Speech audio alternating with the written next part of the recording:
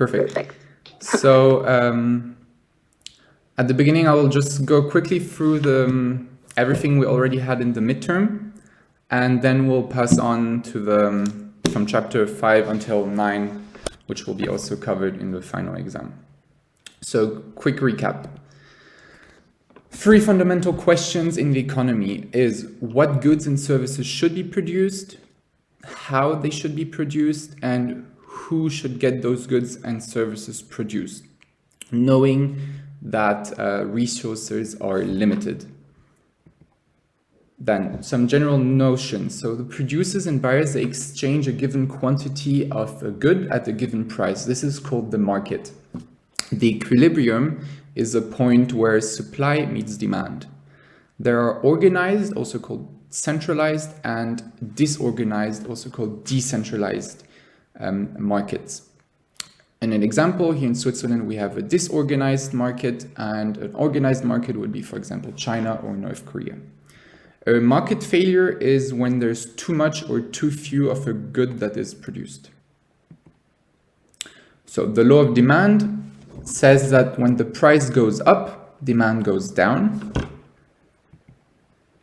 The willingness to pay is the amount of money that consumers are ready to pay for a given good.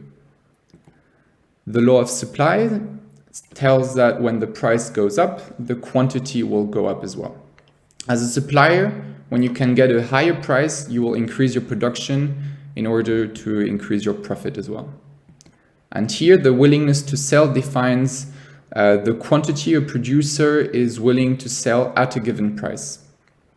So the more expensive, the more you want to sell. Then elasticity. Elasticity of demand and supply explains the sensibility to a change in one of its components. It can be the price, income, or some other stuff, but we haven't discussed those. Then the elasticity of demand. The less substitutes you have, so the less options consumers have than your product, the less elastic it will be. The more necessary a good is, the less elastic it will be. So a luxury good is very elastic. And then the less percentage of income devoted to this product, income of the consumers, the less elastic it will be as well. And the elasticity of demand is negative. If the price increases, the quantity demanded will decrease. So the definition is, by how many percent does the quantity demanded change if the price changes by 1%? Here is a curve of a total inelastic, aka also known as perfectly inelastic demand. So it doesn't matter how high the price is, the quantity demanded will always be the same, which is very seldom. Then the demand elasticity, let's go on. The closer to zero, the more inelastic. So here, I remember, keep in mind, this is a magic formula I already mentioned for the midterm. If it's zero, if the demand elasticity is zero, it doesn't matter the price, how much it changed, so delta P, however big this change is, when the quantity doesn't change, you will have zero delta Q. So 0 divided by any change of price will always be 0. Then the supply elasticity says the same, but from the supplier's side. So how much does the quantity supplied in percentage vary if P changes by 1%? Here, be careful, it's positive. So if the price increases as a company, I will also increase my quantity. So it's a positive number divided by a positive number. Here the same, supply inelasticity, perfectly inelastic. No matter how high the price is, me as a company will always supply the same quantity. So for a company, it's good to have an elastic supply as you can more adapt to the market.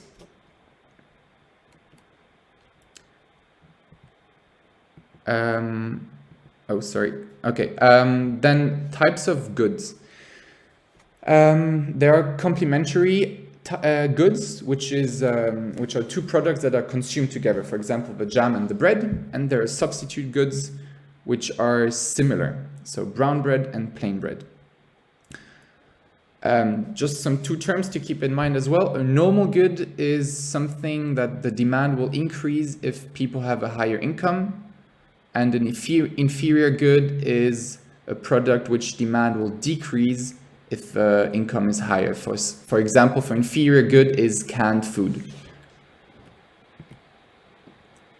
Here again, what is a movement? What is a shift? A movement is along the curve, and a shift is the entire curve that shifts on the graph. There was a question in the midterm, which graph shifts and where you should have a movement along the supply or the demand curve. This is important. Keep this in mind. And maybe have a look again at the question that was quite difficult for everyone in the midterm. Then equilibrium, as I said, is where supply and demand curve meet. There's one quantity at one price that is exchanged. So now I'm coming to the new content for the final exam. Price control policies.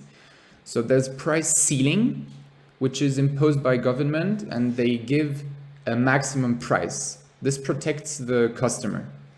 And the price floor, also imposed by government, is to protect the producers. So the price will always be at a certain level and will not drop. An example for this is the milk price. Here's a graph for the price ceiling.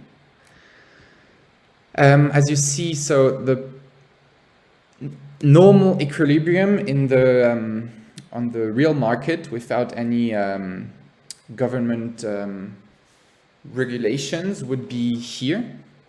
I hope you can see my mouse.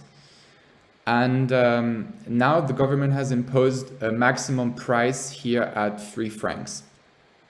So we see that there is a shortage, because for 3 francs, if you go along the demand curve, people will be willing to buy much more than the suppliers are actually able to produce for just 3 francs. So there's a shortage when you have a price ceiling. Then the price floor. Let's say we have a minimum price now of 6 francs. Here we will have a surplus on the market, because for 6 francs, the suppliers are willing to produce much more, but people are also willing to buy less for 6 francs as the price is too high.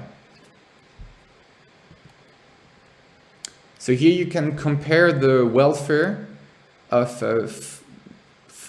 price flooring and price ceiling. As you see in both examples, we have a welfare loss, which is also called the deadweight loss.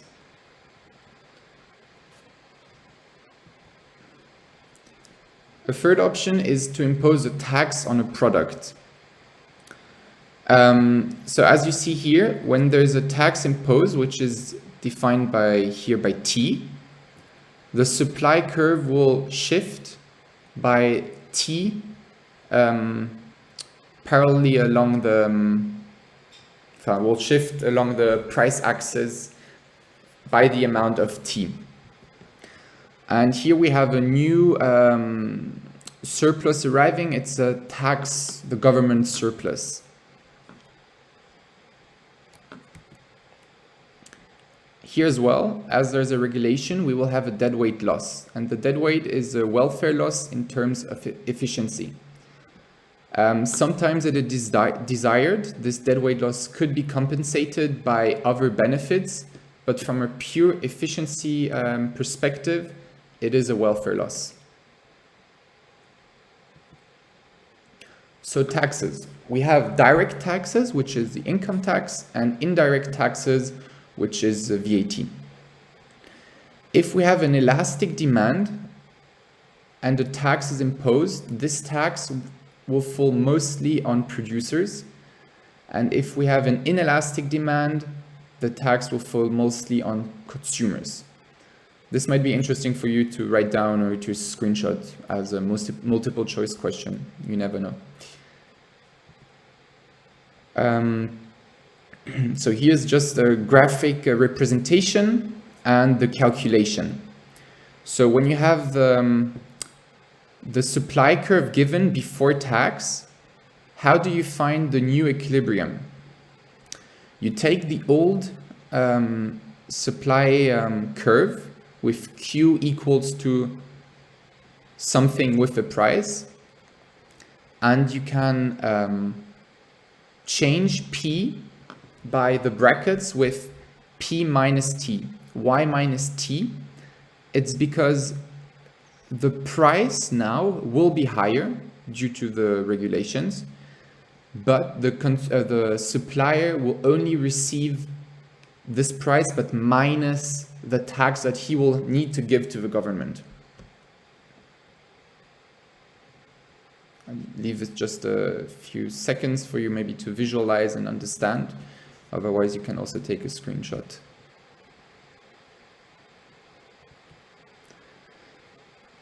Here, tax revenue, as I said, how to calculate the government surplus. It's easy, it's a rectangular, so you just need to find the new price at the new quantity. Then this new quantity, you plug it into the old supply curve, and you find the price at which they originally would be willing to sell this quantity. So we'll find two prices. Here in the example, it's 2.5, and the new equilibrium, which is 16.5.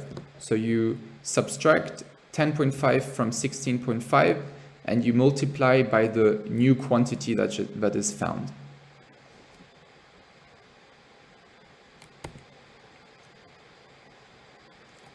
So the deadweight loss, it's a triangle. So you can calculate it either by calculating the total surplus before the tax, or as it's a triangle, you can use another formula, which is here.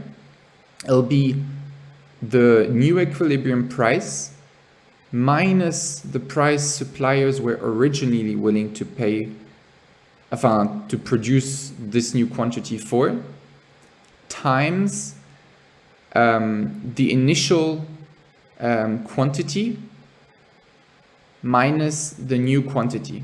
So you'll have the height times the width, and you divide this by 2 as it's a triangle, and you find the deadweight loss.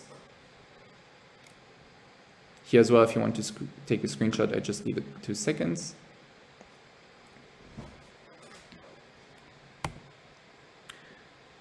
Okay, now you can also have a tax on consumption. So here, if I just go back 2 seconds, here we had a tax on production, and now it's a tax on consumption, which is similar, but instead of having used the supply curve, you'll use the demand curve. And here now, for the P, instead of replacing it by P minus T, you will replace it by P plus T, as people will need to pay the old price plus the tax that is imposed by government.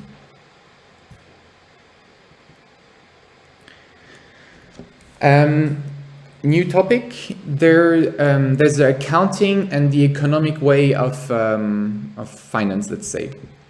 What is important is that economists also take into account the implicit cost. Implicit costs are costs that are not billed, let's say. So me as an entrepreneur, I'm willing to put a lot of effort and time into my company without receiving a salary for it. So from an economist's point of view, he would add those hours I've I've given for my company to my costs. From an accounting point of view, as I worked for free, they will not count it. So here you have a small, on the table, you have a small comparison.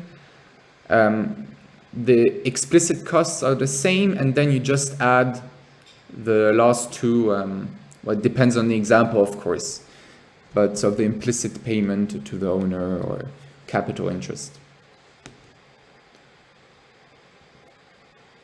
Now, we're heading to market types, very important. So we have perfect competition, monopolistic competition, oligopoly, and monopoly. From the down to the top, increasing in market power.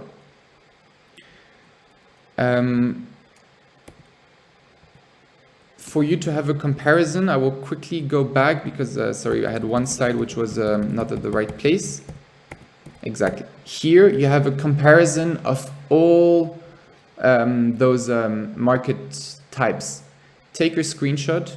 I recommend you to have it during the exam as a small cheat, so you can quickly go and compare if there's a multiple choice question on that. I took it from the tutorial, so it should be correct. So I'm going back now to where we were. Market types. So I'll start with perfect competition. Perfect competition is when there's a large amount of buyers and sellers. So no one has a power. It doesn't matter as a company how much I produce, I will not influence the whole market. New buyers and suppliers are welcome. And we all, as supplier, have a homogeneous, also called identical good. The firm, the company, is a price taker, so I cannot influence the market price. The supply curve for perfect competition is equal to the marginal cost curve. The marginal revenue is equal to the price. Because even as a company, if I want to produce one product more, well, I will receive as a revenue once the price of this product extra. And this is only the case in perfect competition because even if I produce more or less, I do not influence the price as as a firm, I'm a price taker.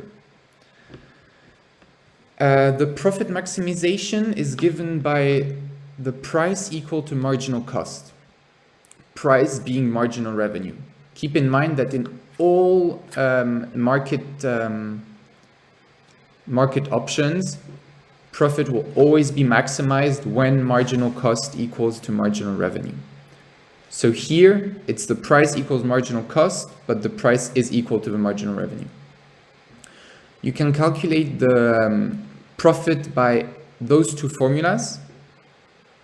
Tell me if you can ask me later if you have questions on those. So TR is total revenue and TC is total cost. And now we had several examples in class and in the exercises. If a company should, even when they're making negative profit, continue producing. So this is the case when you should continue running your business if your total revenue is higher than the variable cost. Because your total costs are variable costs plus fixed cost. The fixed cost, if you open or close, it doesn't matter, you will always have to pay them. So if now by opening your business, you can assure that the little revenue you will gain is higher than the variable cost, then you're already making less loss than when you're closed. In the long run, perfect competition, the profit will always be zero. Here's again a graph with a consumer surplus and the producer surplus in a perfect competitive market. So here it's always the same formula to calculate a rectangular. Now, monopolistic competition is firms all sell their very own product. So we have a very similar product, but it's still not identical. This is the case for most of the products, I'd say, in our market here in real life. On the short run, a monopolistic competition, companies behave like a monopoly because they're the only ones with this very specific product, but and they will gain more profit. But in the long run, there's a welfare loss, and the profit drives to zero as well, since other companies can join this market. There are no restrictions to join. So if I have a great idea, for a few months I be the only one offering my product, but then someone else might copy it. I cannot prevent this. The markup, something we need to calculate, is the marginal cost times 1 plus the market's markup symbol equals to the price in monopolistic competition. So here you'll have, for example, your total cost given, you'll take the derivative, you'll find the marginal cost, you'll have a price given, or you calculate it by intersections of the graph, and you just solve the equation P divided by MC minus 1, and you have the markup. The profit is maximized, as I said, by marginal revenue equals to marginal cost. And you have, again, two different formulas to calculate your profit. Here are some graphs to compare the long-run profits of monopolistic competition and perfect competition. So you see monopolistic competition here as marginal revenue and marginal cost must be equal to maximized profit. You have, in the long run, a very small profit, nearly zero. And in the perfect competition, you'll have also nearly zero profit. But there's no welfare loss. In monopolistic competition, you always have this welfare loss. Now, a monopoly. A monopoly is a firm that sells alone one product without close substitutes. In the long run, they will always make profit as no other company can join the market. They are protected. The marginal revenue is the derivative of the demand function times Q. And the marginal revenue in monopoly will always be smaller than the price, because I'm the only company on this market. So if I now decide as a company to produce more or less, I will impact the market. There will be either less or more quantity. So the price of demand will adapt to the quantity available on the market. So that's why if I produce one more unit, I will not gain the price extra, but a bit less, since producing more means that the price will decrease as well. Here again, markup, same as for monopolistic competition. Profit is maximized when marginal revenue equals to marginal cost. And again, two formulas to calculate your profit. Here's a graph for you to illustrate what's happening in the monopoly. So that is what I was explaining before. The marginal revenue is always below the market demand and the price. When you calculate the profit, so this formula here, P minus AC times Q, it's what you're doing here. So you have P given by the quantity you're supplying and the demand, the price of demand for this quantity, for this limited quantity, minus your average cost. Average cost you calculate it by having your total cost divided by the Q you're producing in the monopoly. So you have this minus AC, you will get just this height here, and you multiply it by the quantity you're producing. Oligopoly is when you have just a few sellers on the market and the goods can be slightly different or the same. It depends. And in the long run, they will always make profit as well. So here's the game theory used for oligopoly especially. So we use this term Nash equilibrium. And Nash equilibrium explains a certain equilibrium that will create itself on the market, because company will always distrust each other. Even if they try to find agreements how everyone will have maximized profit, they will still try to increase their personal benefits. And the Nash equilibrium is precisely where no firm has the incentive to change alone its decision. So if all companies decide, okay, we trust each other, we adapt our production so everyone benefits, then it's something else. But often this will not be the case since it's distrust.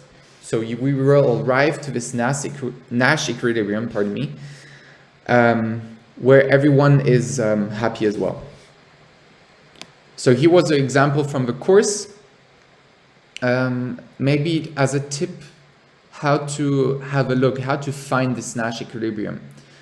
So we have two firms, and I suggest that you go row by row and then column by column. So if we take here, if we imagine that firm 2 decides that it wants to take strategy A, okay? So now from the firm 1 point of view, you will look, okay, which strategy should I choose to have maximum profit? So here it'll be 4. Now if firm B chooses strategy 2, I have a look, it will still be 5. So in your head, do a little circle around it. And for strategy C, it would be strategy 3. Now I go from the firm 1 point of view. So if firm 1 decides to have strategy 1, what should firm 2 do? Well, they have maximum profit here with strategy C. For strategy 2 of firm 1, firm 2 will decide to have strategy C as well. And for strategy 3, firm 2 will decide to have strategy B. Oops. So if you circle every time you compare something where the company makes profit, you will find the Nash equilibrium where you have two circles around both profits. Here in this case, there's no Nash equilibrium.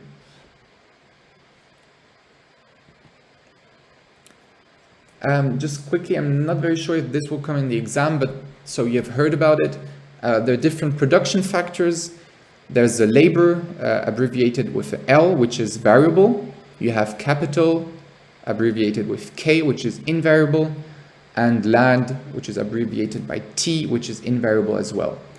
Variable means that it can be changed in the short term. As a company, I can today decide we need more people tomorrow, or we fire everyone. And invariable means it can only be changed in the long run.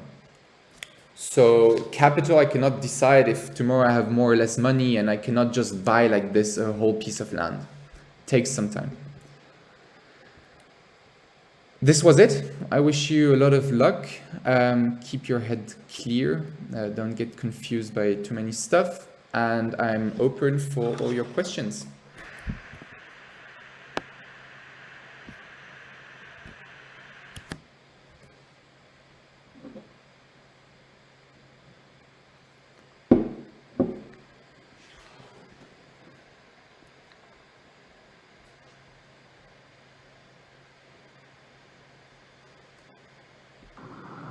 Hi, Frederick.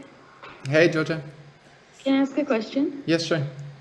About the graph and the exercises with the taxes, you said that I maybe have a different teacher from you. For us, we never did the one where we have to subtract the tax from the graph and everything. So if you could repeat that, please, because for me, it was always just adding the tax. Yes, wait, I'm going back. Here, right? Let's take this one. Okay, so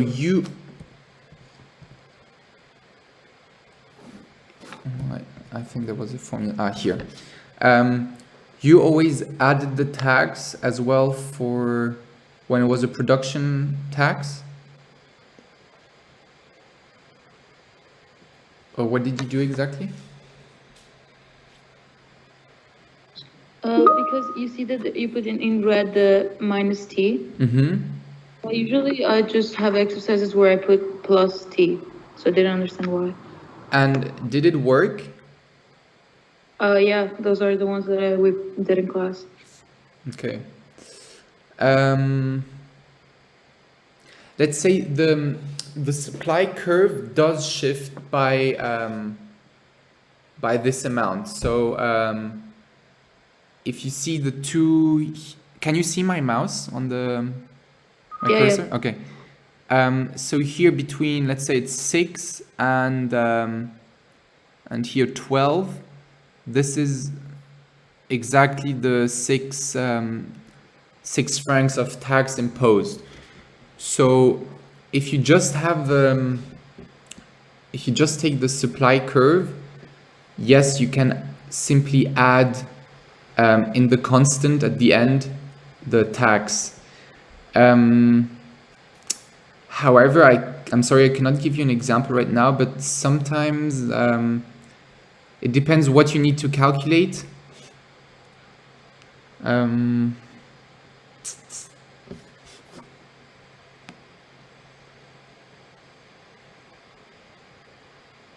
Wait, let me just think 2 seconds.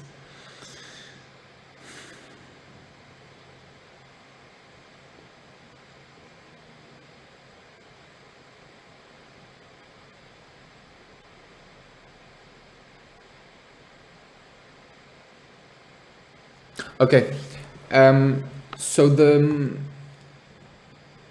way here in the example, it gives you the price that the supplier will actually receive, because he receives the P minus T. So P is here and P minus T would be here. So it gives you another thing that you'll need to calculate on another way otherwise after, if I'm not mistaken. So both is possible. If it works, better so. But yeah, I guess it's just 2 different ways. Okay, thanks. No, now I just saw, and yeah, I understand that like you had to calculate something else. I just had to calculate the equilibrium price and quantity after tax, so that makes sense. Okay, yeah. Perfect. Okay. Wait, I'll check. Other questions orally, or otherwise I will have a look in the chat if there's anything. Thank you for the thank yous.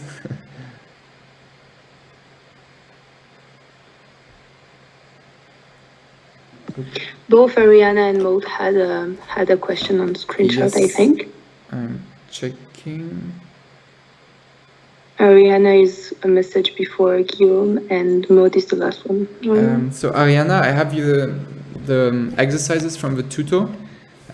What is your question exactly, to which, or, I know it's not the tutor, but yeah, what's your question? Hi, Freddy. Sorry, I'm speaking to Constance's computer because we're watching the tutoring together. But what I didn't understand is the question on chapter 5. Yeah, how you deduct the 30%, like how you do the exercise in general. Yeah, I'll just try. Give me a few seconds.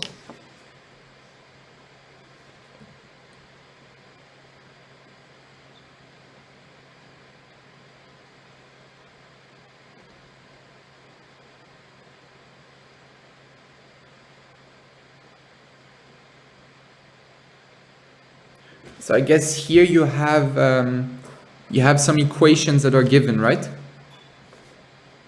Yeah, I think the equations are the one from chapter 2, supply and demand. Okay, the one on top of P equals 5 plus, okay. Yeah. Which one is, yeah, no. Okay.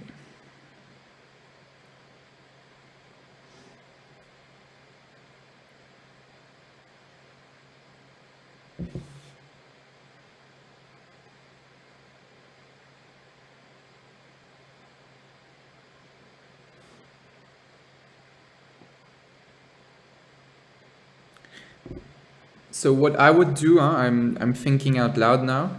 So I know that the price before any regulations is 13 minus 1/2 Q. Okay, the price given by the suppliers. And wait, just.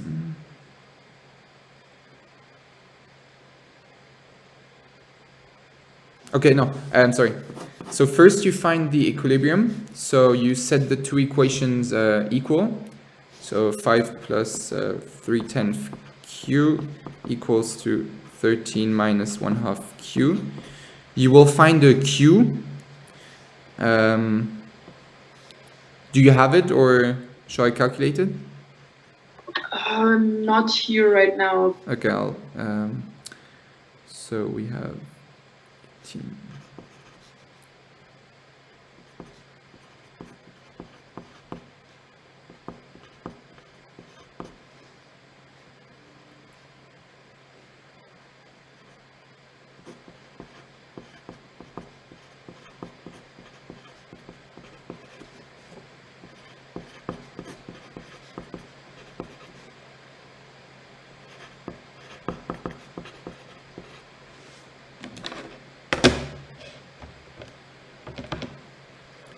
So we have a quantity of 22.5, okay, which is a bit weird for bikes, but okay, fine.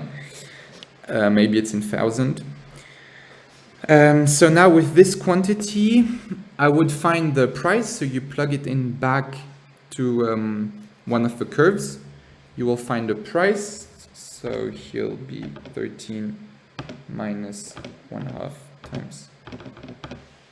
The price is 1.75, and now I know that the price will be, by the regulation, decreased by 30%.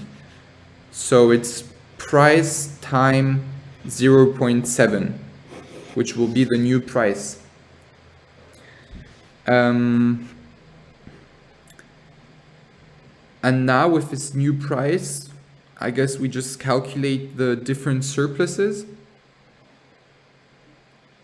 It's you calculate the different triangles.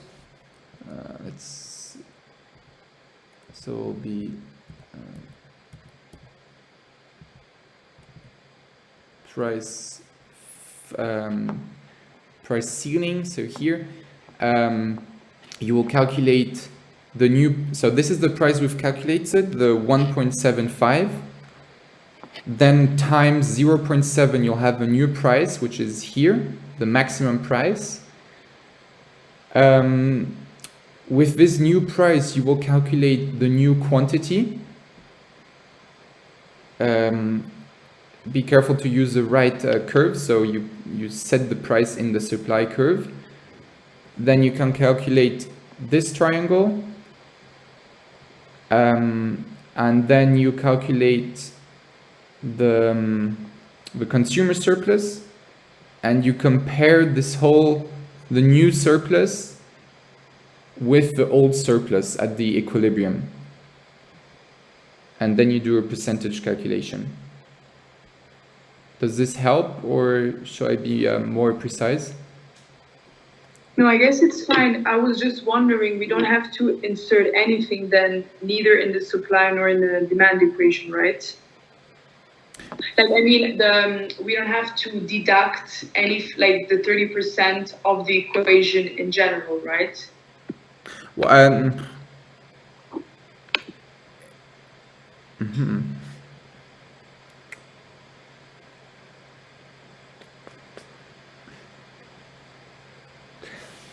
I guess this is just another way again of doing it, because by multiplying the 1.75 with 0.7, so the 30% decrease in price, we will already find this new price. And when we deducted it before, it was also to find this new price.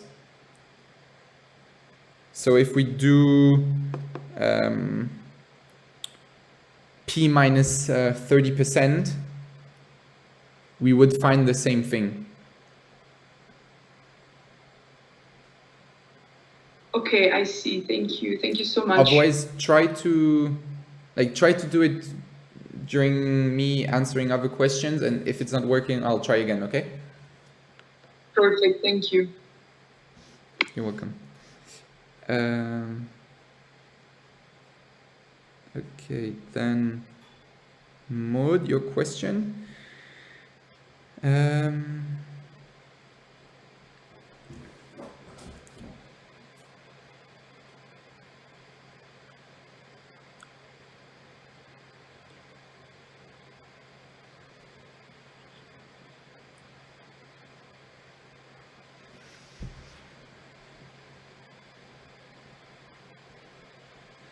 Okay, so Maud, here we are in monopolistic competition. So we can use this formula here, the markup. We have marginal cost, which is the derivative of the total cost. So here it'll be 8q plus 80 times 1 plus the markup equals to the price in perfect competition. Now we need to find the price. The price will be given at the quantity where my marginal cost equals to my marginal revenue. So the marginal cost, we already calculated it. Now my marginal revenue is the derivative of the total revenue. So 6q plus 120. You set those two equations equal. So if we do it together, it's 6q plus 120 equals 8q plus 80. You will have 60 equals to 2q, so q equals 30. Oops, sorry. Q equals to 20.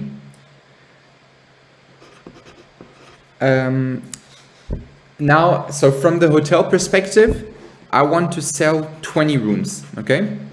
This is where I maximize profit. Even if I have 30 rooms, it doesn't matter. The rule, this magic rule tells me that marginal cost needs to be marginal revenue to have profit maximization. So I will now put on the market my 20 rooms. This quantity 20, I can put it in my in one of the equations.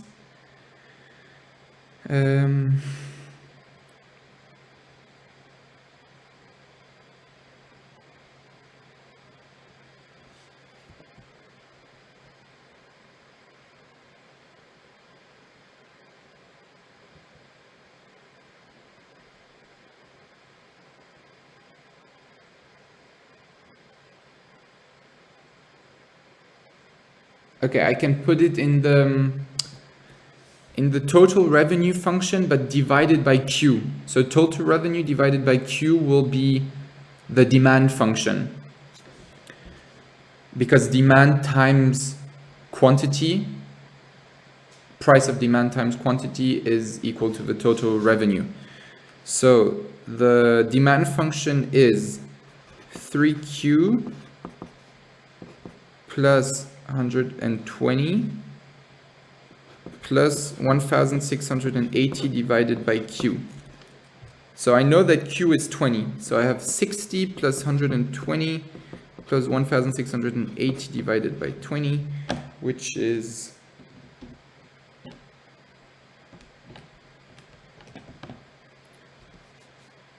2 264. So I know that the price for the room is 264.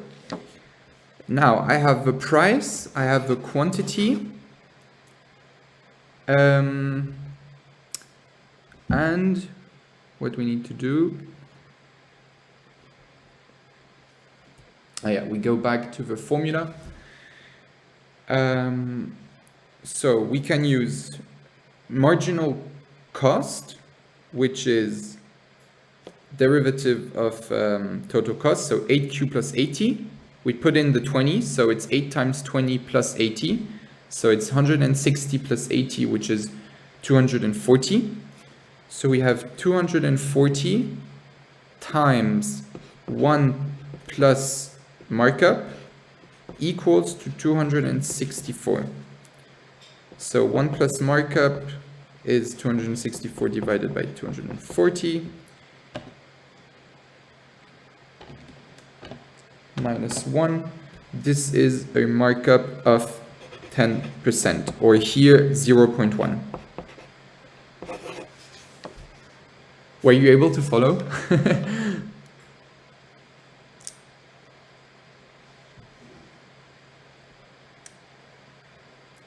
Maud? Yes, thank you so much. Okay, you sure you were able to follow? You got it? Yes, I got it. Thank you, Freddie. Perfect, you're welcome.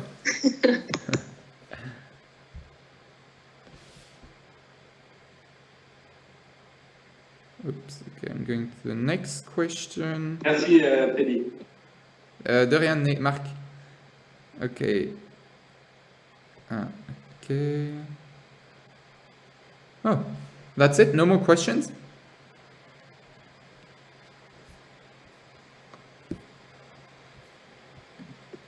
Fred? Ouais. For the PowerPoint, I think Leah mentioned it earlier as well. Is there any way you could send it to us on the Teams chat or not? Yes, I guess so. Yeah, because that would be super helpful. Yeah, of course. Et merci. De rien.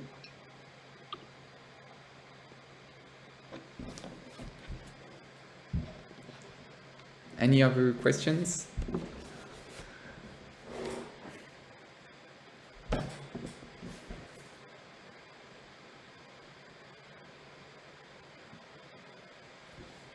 Or I don't know, yeah, things you've screenshotted.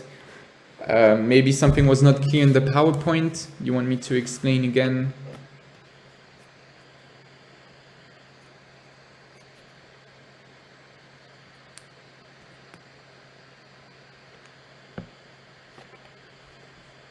Okay. Well, if it's all clear, thank you, Freddie. I'm at the session for the French section, sorry guys. But basically, if everything is clear, just, go on. Go study, prepare yourselves, guys. Thank you, Freddie, for the presentation. Everything was clear, I hope. And guys, if you have any other questions that may arise, don't hesitate to contact, send a mail or anything. We're always here to help. And yeah, that's it. oh, I think there's some questions. Yes, Anastasia? Yeah, perfect. Question, I'm so sorry. No worries. I will send a screenshot. Yeah, sure.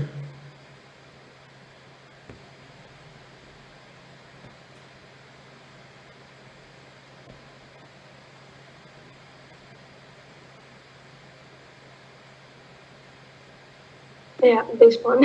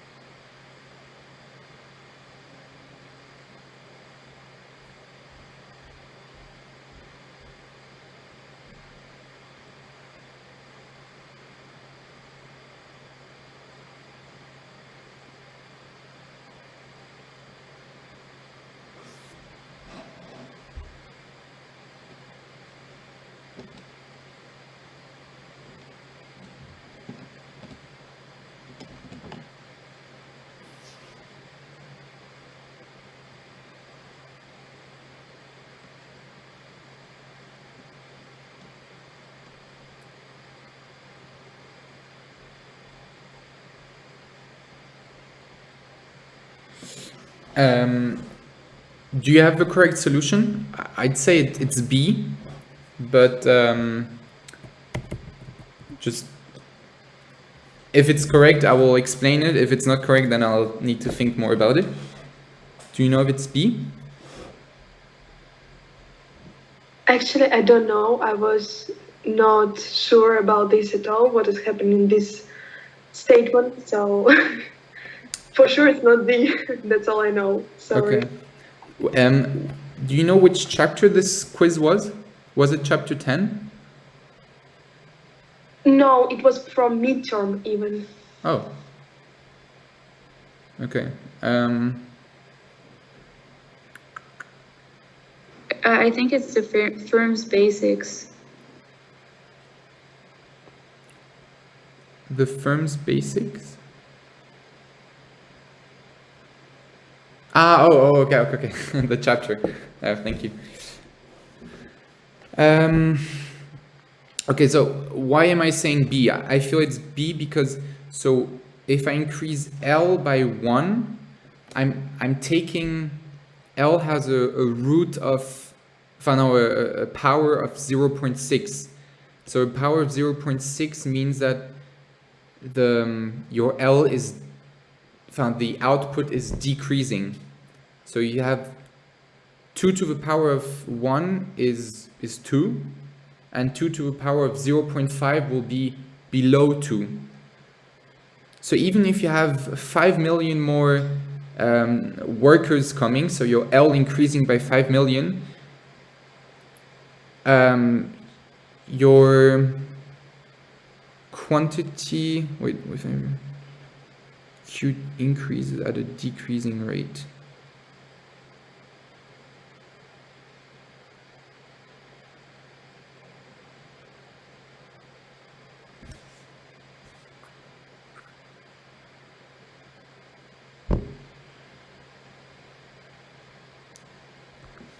I think what B is saying is that it still increases, so Q increases, but it increases less and less and less. And this might be due to the 0.6, but I'm sorry, I cannot give you a very sure answer. Yeah. No worries, I will Sorry. ask the teacher. Hopefully we have one more lesson. Yeah, you cannot. And with pleasure, you can share the answer if you have it. I'll be happy to know. I'll try to find. Thank you. Then I think, Nick, you had a question as well? A really quick question. Can you hear me? Yeah. Who is your lecturer? Is that Mr. Bianchi or? No, it's Davon. Professor Davon. Pronounce her name, Miss Niederberg. I don't know, are we all going to have this kind of session from the Mr. Bianchi's class?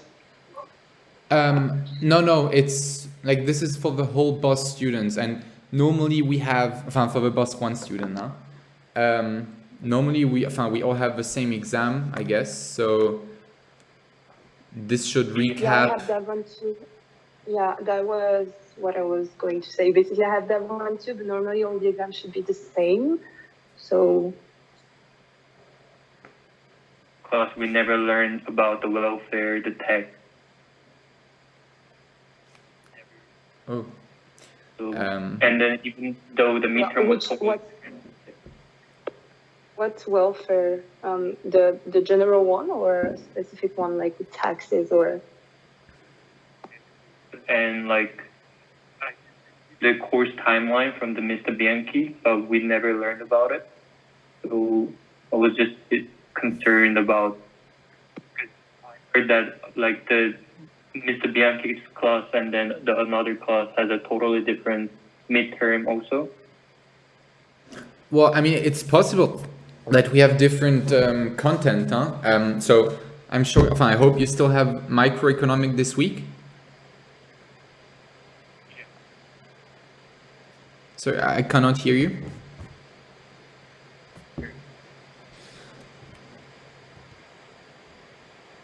I think I only heard you. I think he said yes, but yeah, the mic is not working well. But yeah, I think you should definitely work for, just ask Mr. Bianchi if there's something about welfare you guys should know, and maybe you just use another notion, or I don't know. Okay, all right. I will ask him then. Okay, thank you. You're welcome.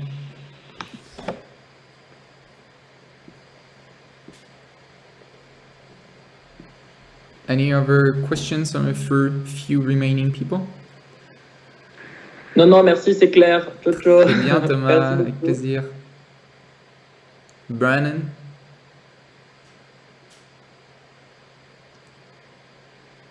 Youngster, any questions?